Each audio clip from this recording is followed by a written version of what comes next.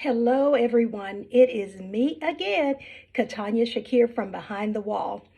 I am so glad to be with you this afternoon. It's been a while since I've done a recording from Behind the Wall, but I wanted to come on today just to share something with you, to check in with you, and just something that I'm learning and a confirmation of some things that I've recently heard, and it came from the most awkward place, but it really, really did open the eyes of my understanding regarding where we are in life and the things that we go through and the things that kind of get us offset and kind of knock us out of position.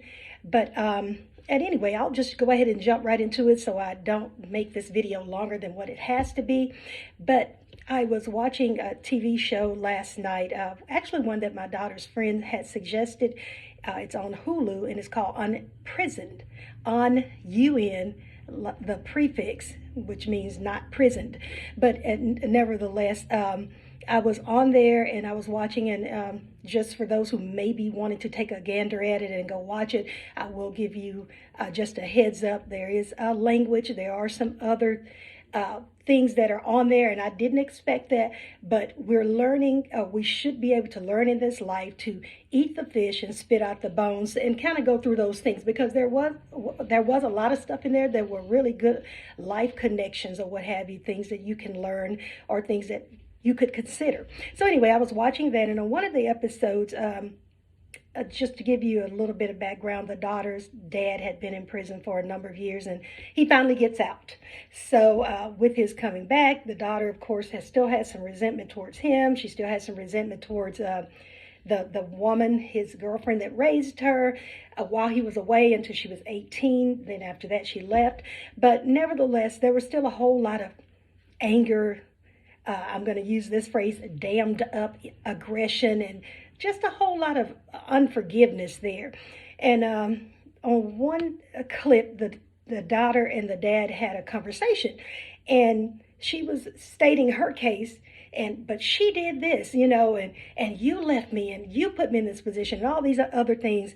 And the dad, in what I would call, if somebody were to tell me or you this, in so much wisdom, he said, do you want to be free? Do you want to be right, or do you want to be free? And that just resounded within me. How important is it for us sometimes to be right? Is that more important than being free? Free to move, free to have a peace that we so deserve, and that God really wants us to have.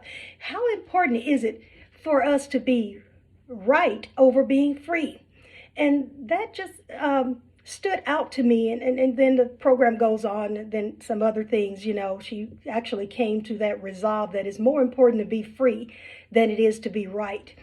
And what I want to say this morning from Behind the Wall is that sometimes being right, you're right. In many cases, the other people know that you're right.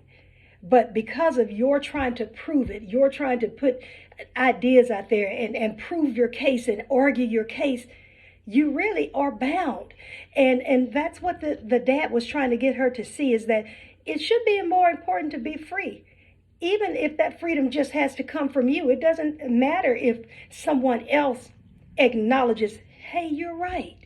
I was out of order. I was wrong. I did this. I said that.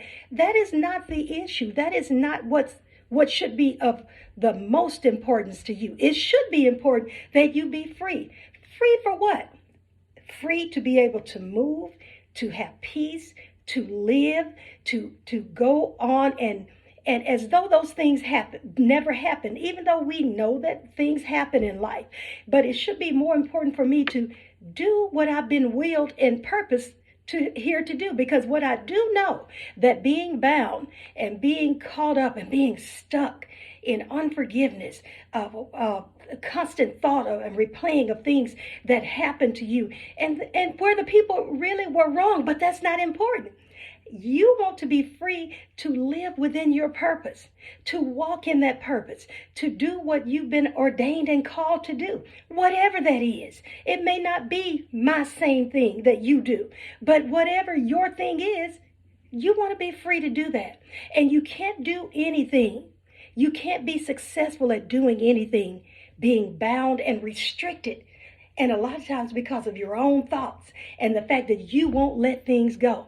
You want to hold it. You want to try to make people pay. You and I want to see them at their worst or at their lowest. And that just comes from the flesh, but it's not up to me to repay and to give vengeance and to even hope that for anybody. And one thing that I have done and all through the course of years, there have been times when the onus, I put it on myself because I wanted to be free.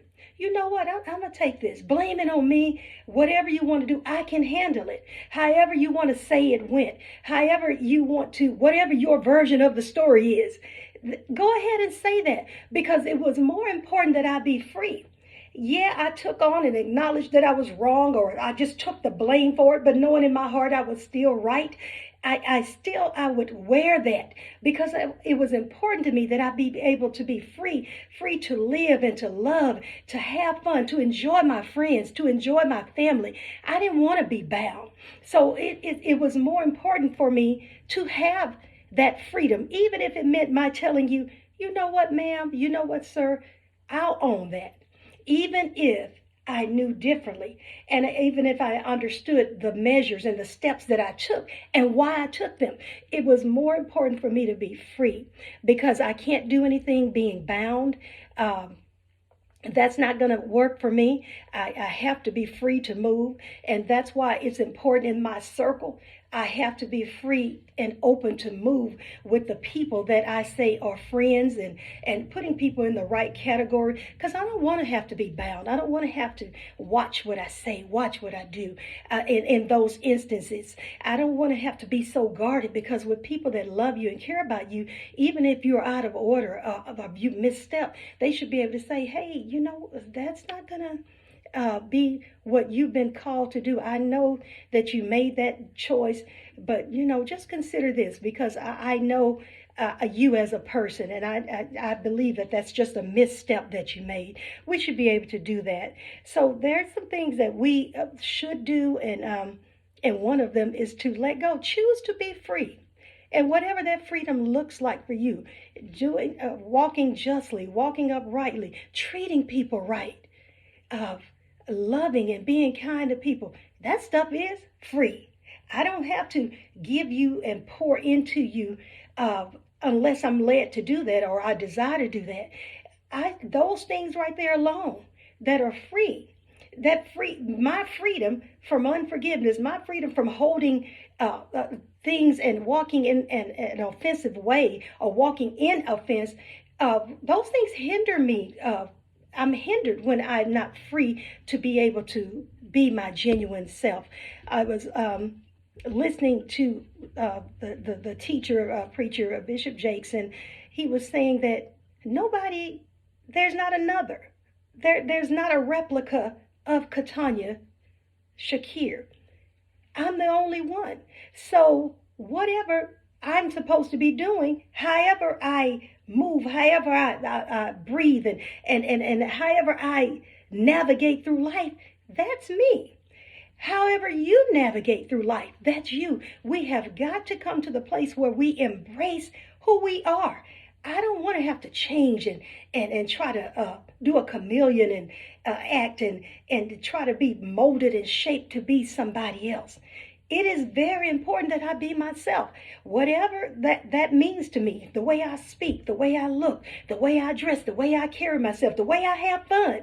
That is all on me. Nobody else can beat me being me, but I can't be me being bound up. If I'm looking at you and saying, oh, I like the way she does that, or I like the way he does that, and it's okay to do those things, but to try to copy and become that that is an issue because I'm not being free to be me.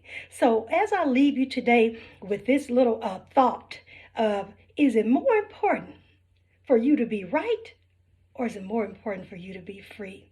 Walk in your freedom. You've been called to be free. You've been called to move how you move and be good being yourself.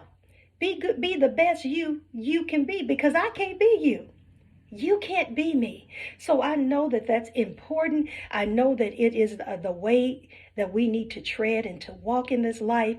We're always going to find things that we admire about others, but to try to take on that person's characteristics and try to take on their demeanor and their disposition, that's not going to be good, because that's not who you are. It's not going to be good for me, because that's not who I am. So I just wanted to share that with you today, just some food for thought. And as you go about your day, to make sure that you don't allow anything, anyone, any situation, anything to come up on you that will cause you to choose being right over being free. So I'll leave you with that today. Have a great rest of your day. And do know that I do love you. I wouldn't share the things that I share if it weren't out of love. I would take these things and give them to myself, and not have any sense of reciprocity, because it was given to me. Now I can give it out. And it may not be for everybody, but I do know that it is for somebody. So as it's always, Katanya Shakir, and remember to be good to yourself so that you can be good to others. I love you. Until next time, take care.